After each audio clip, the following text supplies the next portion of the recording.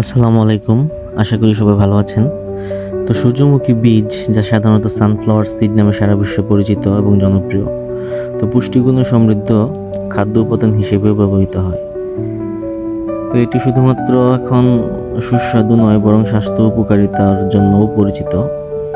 তো বাংলাদেশে সূর্যমুখী বীজের চাহিদা ধীরে ধীরে বৃদ্ধি পাচ্ছে, বিশেষত এর পুষ্টিগুণ এবং বহুমুখী ব্যবহারের কারণে। আপনারা অনেকেই জানেন, এবারই প্রথম আমি এই সূর্যমুখী ফুল চাষ করার সিদ্ধান্ত নিই। বাংলাদেশে স্বাস্থ্য সচেতন মানুষের সংখ্যা বাড়ার সাথে সাথে সূর্যমুখী বীজের জনপ্রিয়তাটাও বাড়তেছে। বিভিন্ন স্বাস্থ্যকর খাবারের রেসিপিতে সূর্যমুখী বীজ ব্যবহৃত হয়। তো এই বীজটা দুইভাবে আসলে খাওয়া যায়, কাঁচা অথবা ভাজা। তো কাঁচা বীজে পুষ্টিগুণ ধরে রাখার ক্ষমতাটা বেশি, তবে ভাজা বীজের স্বাদ অধিক প্রিয়। ভাজা বীজে লবণ বা হালকা মশলা যোগ করলে সেটা অনেক মজা হয়। তবে আসলে এটা অনেক স্বাদ করতে যেয়ে অনেকে অতিরিক্ত লবণ ব্যবহার করে ফেলে, তো তখন আর সেটা স্বাস্থ্যকর থাকে না, তখন সেটা অস্বাস্থ্যকর হয়ে যায়। তো এই সূর্যমুখী বীজে অনেক পুষ্টি উপাদান আছে, বিশেষ করে এখানে উচ্চমাত্রায় প্রোটিন আছে, স্বাস্থ্যকর ফ্যাট আছে, ভিটামিন ই, ম্যাগনেসিয়াম, সেলেনিয়াম, বিভিন্ন ধরনের উপকারী যে উপাদানগুলো সবগুলাই ভরপুর।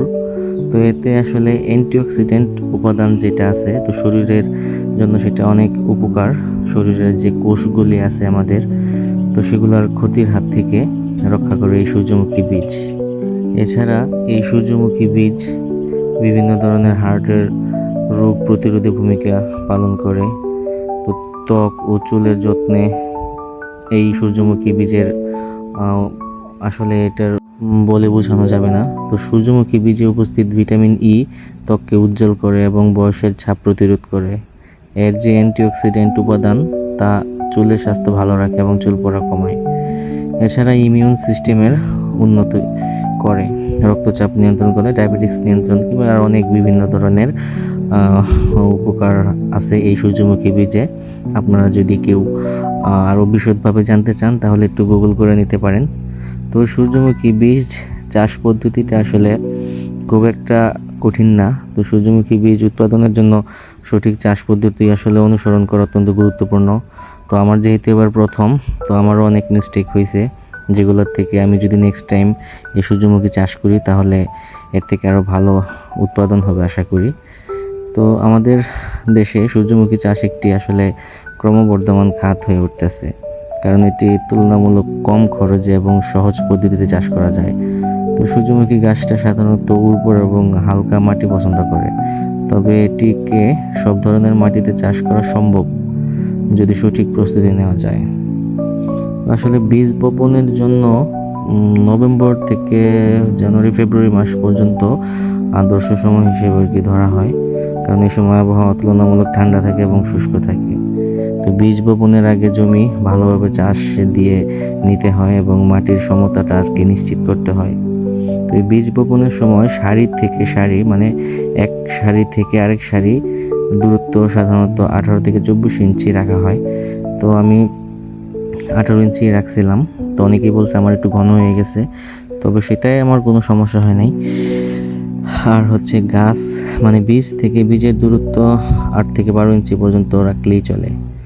তো ঠিকভাবে যদি এই বীজ বা এই চাষ যদি ভালো হয় তাহলে প্রতি বিঘায় শুনেছি 1.5 থেকে 2 কেজি বীজ লাগবে আর কি, পুরাটা ক্ষেত আর কি বপনের জন্য।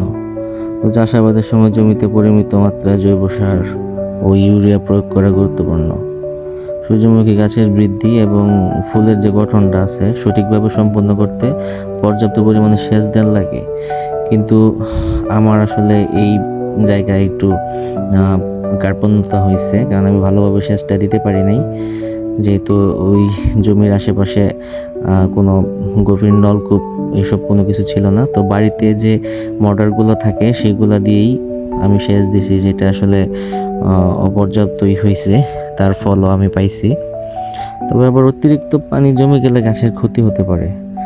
এছাড়া সূর্যমুখী গাছের অন্যান্য সমস্যার মধ্যে আছে যেগুলো পোকামাকড়, বিভিন্ন ধরনের রোগ, তো গাছের প্রধান শত্রু হলো বিভিন্ন ধরনের পোকামাকড়, যেগুলো আমাকে কৃষি অফিস থেকে বলছিল, সাজেস থ্রিপস নামে, তারপর বিটল, তো এরকম বিভিন্ন জাতের পোকা আছে। তো এদেরকেও দমন করার জন্য প্রয়োজনীয় কীটনাশক ব্যবহার করতে হবে যদি এইসব সমস্যা আর কি ফেস করা লাগে। তো সূর্যমুখী বীজটা শুরু থেকে শেষ পর্যন্ত করতে মানে বীজটা আসা পর্যন্ত এইসব পদ্ধতি আর কি অনুসরণ করতে হয়। এই সূর্যমুখী গাছ একটি প্রাকৃতিক সৌন্দর্যের প্রতীক। এই গাছের বীজ থেকে উৎপন্ন হয় সূর্যমুখী বীজ, যা সরাসরি খাদ্য হিসেবে বা তেল উৎপাদনের জন্য ব্যবহৃত হয়। তো এবার যেহেতু প্রথমবার আমি তেল উৎপাদনের জন্যই প্রাথমিকভাবে সিদ্ধান্ত নিয়ে সূর্যমুখী চাষ করব, কিন্তু প্রবলেম হচ্ছে গিয়ে তেল উৎপাদনের জন্য যে মেশিনটা দরকার সেটা আমার মানে আশেপাশে সেটা পাওয়া যাচ্ছে না। তো যদি সেরকম হয় তাহলে আমি পুরো বীজগুলো বিক্রি করে দেব, কিছু নিজেদের খাওয়ার জন্য রেখে, কারণ এত সব বীজ তো আর খাওয়া সব সম্ভব নয়।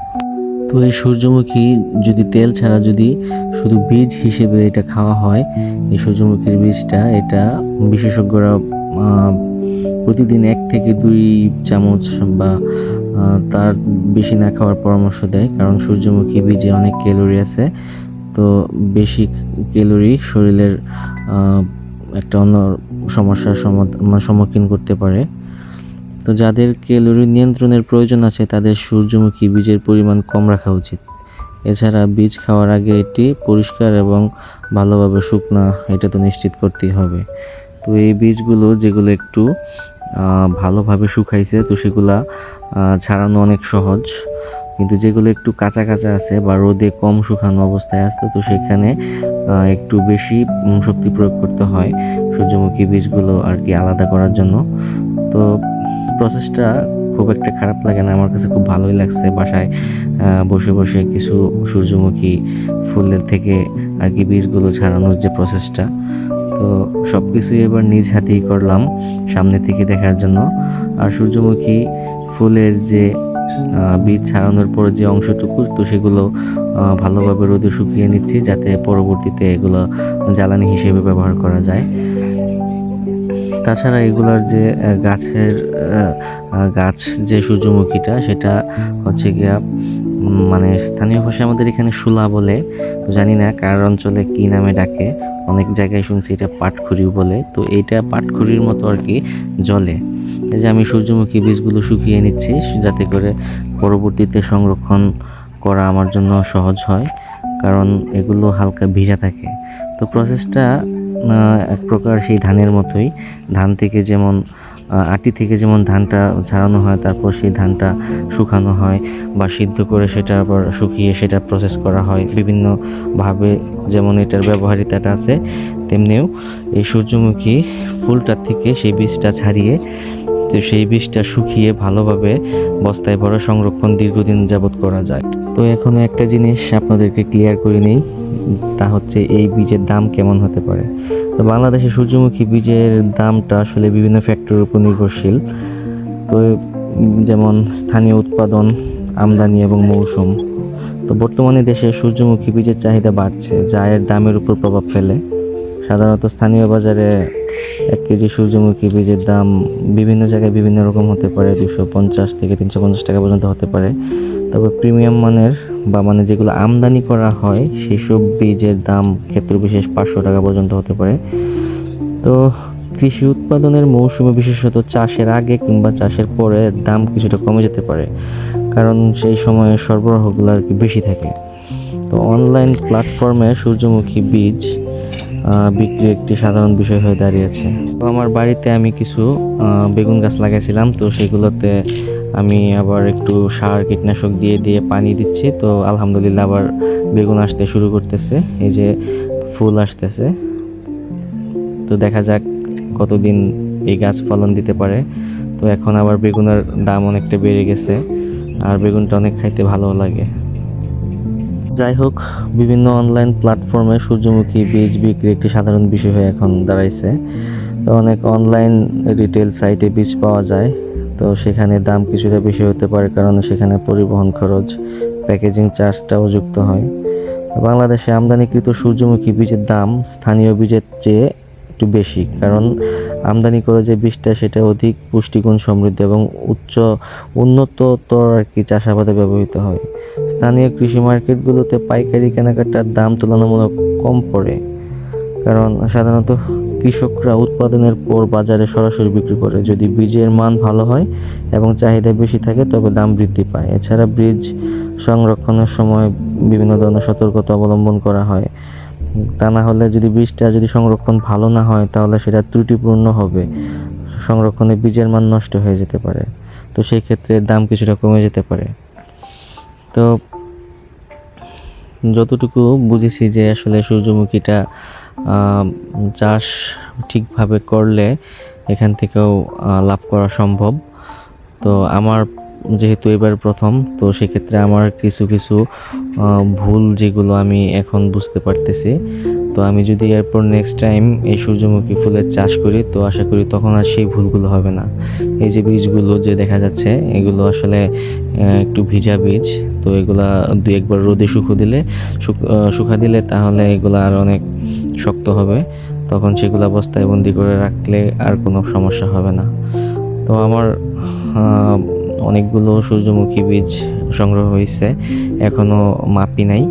তো মাপলে আর কি বোঝা যাবে যে আসলে কত মন হইল। তো সেই সব অবশ্যই জানতে হলে আমার সাথেই থাকবেন। তো বীজগুলো আসলে ছাড়ানোটা একটা ধৈর্যের বিষয়। একটা একটা করে ফুল থেকে বীজ সংগ্রহ করাটাও অনেকটা ধৈর্যের ব্যাপার, যদিও খুব একটা পরিশ্রম নাই, কিন্তু তারপরেও আসলে ওই যে এক জায়গায় বসে থাকতেই অনেক জুলুম লাগে, বিরক্তি লাগে। তো যাই হোক, যেহেতু বুনেই ফেলছি বা চাষ করে ফেলছি তো এখন তো করতেই হবে। আর এই মৌসুমে ম্যাক্সিমাম যারা কাজ করে আর কি, তো তারা বিভিন্ন ধান খেতে আর কি কাজ করতেছে, সেই জন্য সূর্যমুখী খেতে কাজ করার জন্য কোনো লোক খুঁজে পেলাম না। তো আস্তে আস্তে নিজেই সেগুলো সময় নিয়ে করলাম, যেহেতু আমার কোনো তাড়া নাই। তো আস্তে আস্তে আমি কাইটে আসতে সেগুলোর থেকে বীজ সংগ্রহ করতেছি। তো যদি কারো এই সূর্যমুখী বীজ লাগে আমার আশেপাশে বা যে কোনো জায়গা থেকে, আপনারা চাইলে নক দিতে পারেন। তো এইবার সূর্যমুখী ফুল চাষ করে আমার ফুল চাষ সম্পর্কে একটা আগ্রহ তৈরি হয়েছে। তো আমার এখন মনে হচ্ছে যে সারা বছর কোনো না কোনো ফুল যদি আমি সবসময় চাষ করতে পারতাম তাহলে হয়তো আমি আরও একটু আনন্দ পাইতাম, কারণ এই ফুলটা শুধুই আমার কাছে একটা বাণিজ্যিক বিষয় না। তো এই ফুল দেখে যে আমার একটা পরিতৃপ্তি, সেটা আমার কাছে অনেক বড়। তো যাই হোক, তারপরেও তো লাভের বিষয়টা কিংবা খরচার যে একটা বিষয় আছে সেটা তো আছেই, সেটা তো হবেই। দোষক করে কিংবা কেউ যদি বাণিজ্যিক উদ্দেশ্যেও এই সূর্যমুখী ফুল চাষ করতে চান তাহলে তারা কৃষি অফিসে যোগাযোগ করে আপনারা চাষ করতে পারেন, সব কিছু জেনে বুঝে। যেহেতু প্রথমবার কারো কোনো এক্সপিরিয়েন্স থাকে না, তো সেই জন্য অবশ্যই প্রাথমিকভাবে আগে এই সূর্যমুখী ফুলের চাষটা কিভাবে হয় সেটা আগে ভালোভাবে জেনে বুঝে করতে হবে। তো এই ক্ষেত্রে আমাকে স্থানীয় যে কৃষি অফিসের আমাদের এই পৌরসভার ভিতরের যে পরিদর্শক আছে সে আমাকে যথেষ্ট হেল্প করে। তো আমি যখন যে কোনো প্রবলেমে ফেস করছি তো তার সাথে সরাসরি যোগাযোগ করছি।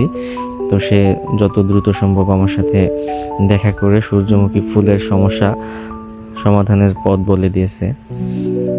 আসলে আমার বাসা থেকে এই কৃষি অফিসটা একদমই কাছে। শুধু কৃষি অফিস না, পশু হাসপাতাল, তারপর উপজেলা স্বাস্থ্য কমপ্লেক্স বা সদর হাসপাতাল উপজেলা, সেটা আর কি। যে সূর্যমুখী বীজটা দেখতেছেন কত সুন্দর লাগতেছে, এটা খেতে অনেক মজা। আমি এই ফুল কাটার সময় তো কিছু কিছু যখন পাইছি হাতে নিয়ে খাইছি, ভালোই লাগছে। তো এই বীজটা যদি আর একটু ভেজে খাইতে পারতাম তাহলে মনে হচ্ছে যে আরও অনেক সুস্বাদু হবে। তো যাই হোক, এই ছিল আজকের সূর্যমুখী ফুল নিয়ে আমার সমাচার। যদি এই বিষয়ে আপনাদের কারো কোনো কিছু জানার থাকে বা জিজ্ঞাসা করার থাকে তো আপনারা অবশ্যই কমেন্টসে জানাবেন। আমি যত দ্রুত সম্ভব আপনাদের জিজ্ঞাসাগুলো জানানোর জন্য, মানে সেই জিজ্ঞাসার উত্তরটা জানানোর জন্য আমি যত দ্রুত আমি আশা করি কমেন্ট করব। যাই হোক, কথাগুলো আটকে আসতেছে, রাত্রি হয়ে গেছে অনেক, এখন ঘুমোতে যাওয়ার সময়। তো রমজান মাস চলে গেছে, ঈদও চলে গেল, সামনে আবার পবিত্র ঈদুল আজহা। তো দেখতে দেখতে সেই সময় এসে পড়বে। এভাবেই বছরের পর বছর কেমনে জানি চলে যাইতেছে, আসলে বুঝতে পারতেছি না। এটাই হয়তো সময়ের মায়াচক্র। সময়ের মধ্যেই ডুবে আছি, বাট এক মুহূর্তও সময় নাই। রবীন্দ্রনাথ ঠাকুর একটা কথা বলে গেছে। তো আশা করি সবাই ভালো থাকবেন, সুস্থ থাকবেন এবং আমার জন্য বেশি বেশি দোয়া করবেন। আসসালামু আলাইকুম।